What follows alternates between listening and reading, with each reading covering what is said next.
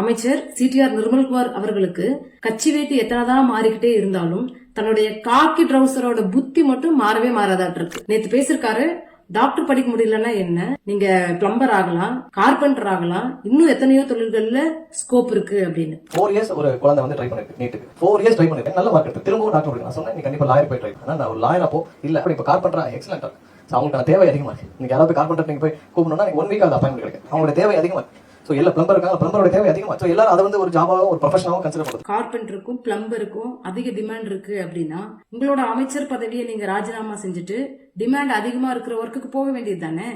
NEET விஷயத்துல நீட்டை எதிர்க்கிறதுக்கும் மோடியை எதிர்க்கிறதுக்கும் உங்களுக்கு திராணி இல்லாமல் தைரியம் இல்லாமல் மாணவர்களின் போராட்டத்தை எல்லாம் ஒடுக்கிட்டு எங்க கிட்ட வந்து உங்க அட்வைஸ் நீட்டாதீங்க. அப்ப தமிழ்நாட்டு மாணவர்கள் டாக்டர் ஆகணும் அப்படின்னு கனவு காணக்கூடாதா?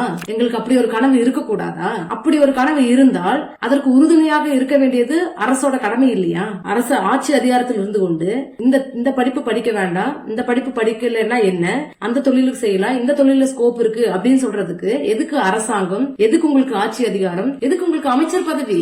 கனவு காணுங்கள் அப்படின்னு சொன்ன டாக்டர் ஏபிஜே அப்துல் கலாம் ஐயா அவர்களையும், அந்த கனவுகளை நிறைவேற்றுவதற்காக இடஒதுக்கீட்டை உறுதி செய்த டாக்டர் கலைஞர் ஐயா அவர்களையும், நீங்க படிங்க உங்களை பாத்துக்கிறதுக்கு நாங்க இருக்கோம் அப்படின்னு சொன்ன எம்.கே. ஸ்டாலின் ஐயா அவர்களையும், இப்படி பல்வேறு தலைவர்களை பார்த்து வளர்ந்த தமிழ்நாட்டுல இன்னைக்கு ஒரு அமைச்சர் மாணவர்களே உங்களது கனவுகளை மாற்றிக்கொள்ளுங்கள் அப்படின்னு சொல்லி பேசுவது எந்த மாதிரியான ஒரு சிந்தனையின் வெளிப்பாடு? சரி, இவர் மட்டும்தான் இப்படி பேசுறாரா? இவர் இருக்கிற கட்சியில கட்சி தலைவருமே நீட் மட்டுமா படிப்பு, நீட் தாண்டி நிறைய படிப்பு இருக்கு அப்படின்னு சொல்லி பேசுறது ஒன்றிய அரசு கொண்டு வர முயற்சிக்கிற விஸ்வகர்மா குலக்கல்வி திட்டத்தை எப்படியாவது தமிழ்நாட்டில நடைமுறைப்படுத்திட வேண்டும் அப்படின்ற முனைப்போடு எடுத்து வைக்கப்பட்ட முதல் படியா அமைச்சர்கள் எல்லாம் இப்படி பேசுவது அப்படின்ற ஒரு கேள்வி எழும்புது.